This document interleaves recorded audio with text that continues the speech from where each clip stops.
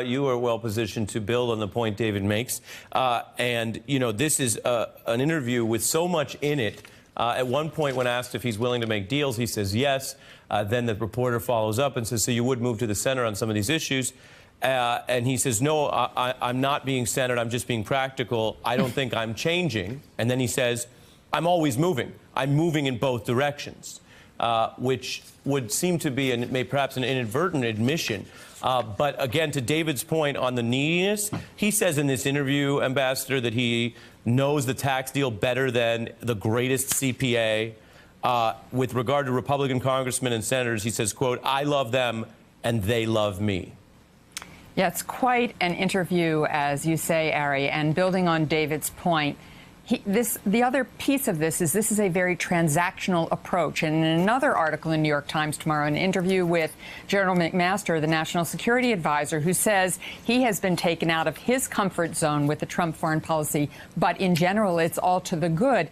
It is a very transactional foreign policy. He said that he eased up on trade with China because he thought he'd get what he needed on North Korea. He hasn't gotten what he needed on trade. He hasn't gotten what he needed on North Korea. So his transactional approach to things, in that neediness to always be in charge, always talking about the need for bilateral trade agreements, not multilateral trade agreements, even in another article talking about how Angela Merkel said that, yes, he could have a bilateral trade deal with Europe, and his not understanding that Europe is made up of 28, soon to be 27 countries after Brexit, after the UK leaves the European Union. But the entire article is, I think, as you said, part of the pragmatic realism that McMaster also speaks about. That pragmatic realism can head in any direction as the need arises and as it shines a light on the President of the United States. And Natasha, on the Russia probe, we saw a very canny president, as I mentioned in my introduction to this news. This is a president who tweets a lot of things for reaction. Just today, he was clearly trolling and tweeting silly things about global warming to get outraged responses. That's sort of very simplistic Trump. But here we see a canny individual who is experimenting with different defenses here in the Russia probe, floating a new defense to his relationship with Paul Manafort, which was Joy Reid was also covering tonight, and then saying this about Alan Dershowitz, who is a figure that I think many viewers, of course, know from years of different legal controversies. But he says this. I watched Alan Dershowitz the other day, who, by the way, says this is ridiculous. The Times reporter says, well, he's been very good to you.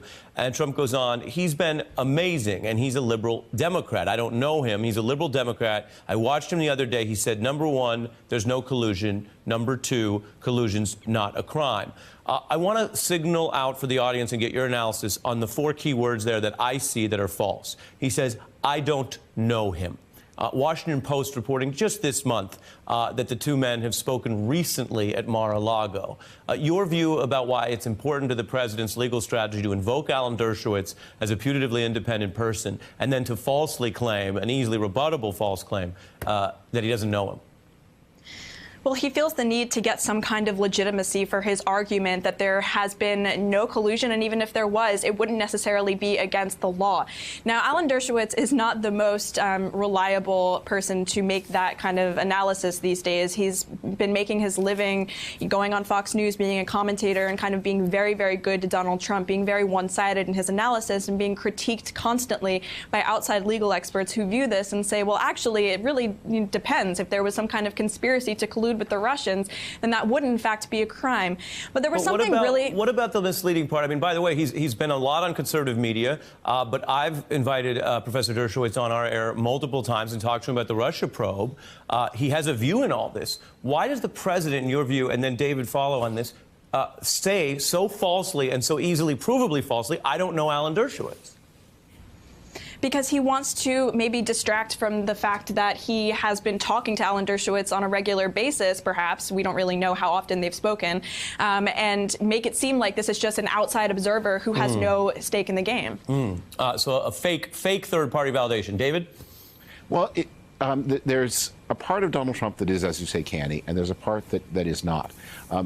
If Donald Trump is not going to fire Bob Mueller, then his next strategy is to rev up Republican animosity to Mueller, to make this a tribal badge, to discredit the investigation so that whatever it does find, even if it's harmful, that you've prepared the minds of your supporters to reject whatever the facts are. That means he needs to join that message. I'm not sure that his assurances that he believes Mueller will be fair, I think that may be something where he is talking to himself and patting himself on the back and reassuring himself how great he is and how beloved and how everybody will like him. And it meets that psychic need. As for Alan Dershowitz's legal analysis, look, Alan Dershowitz is a great advocate.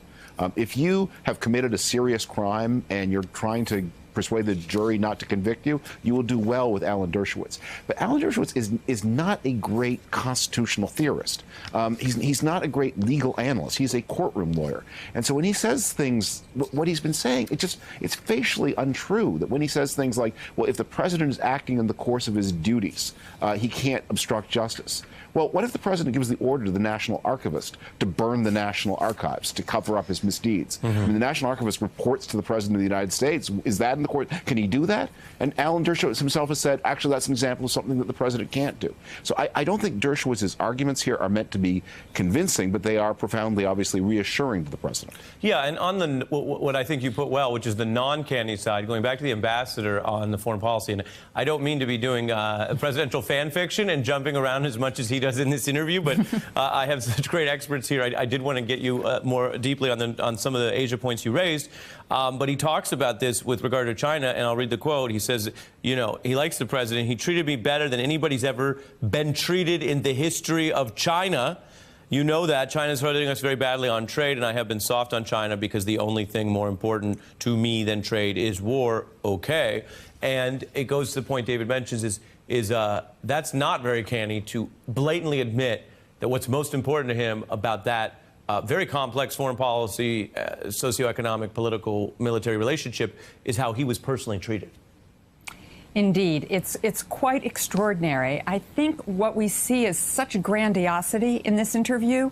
Your point earlier, Ari, when you said that the president said that he could do anything he wanted to with the Justice Department, that sends a signal all over the world that he is an autocrat, just like the autocrats all over the world. In our system, as you pointed out, he cannot do anything he wants to do with the Justice Department anytime he wants to do it. And we are in a world where we've got the rise of autocrats, whether that's Putin up for a re-election in March, which he, of course, is going to win either with 98 or 99% of the vote, because he doesn't need, even though his spokesperson has said we're trying to meddle in his election, he doesn't need us meddling in his election. He's got total control over it. The same is true for a number of leaders around the world, and President Xi has just put himself in the Chinese constitution up with Mao. So this is a guy filled with the grandiosity of what he thinks he can accomplish in the world, when in fact his accomplishments in diplomacy, in peace and security for the United States are not all that much. Well, I mean, that's heavy. That's a lot of heavy stuff. Natasha, I will go to you on a lighter point. New York Times reporter Josh Dawsey talking about the immediate fallout from this. This is breaking news right now. He says, asked fairly senior Trump advisor for thoughts on NYT interview a few minutes ago. This person responded, what interview? Today?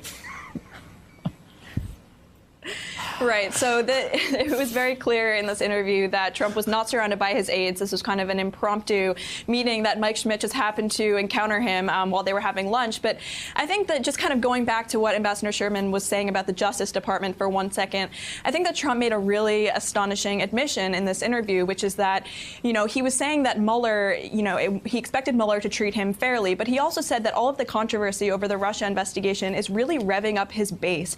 And he said that in particular, congressmen have been coming out to defend him and have been pointing out that this is in fact a witch hunt. And that's a really big indication that Trump himself may not move to fire Mueller because he's expecting his base and certain members of Congress to do the dirty work for him. I think I'm just going through it. You've got it here. You make A very incisive point, Natasha, and perhaps that's one where we'll take a pause, although, as I mentioned, Joy Reid's coming on, and Lawrence is coming on. It's a party. But I want to read the exact quote in the interest for the viewers understand what you just referenced.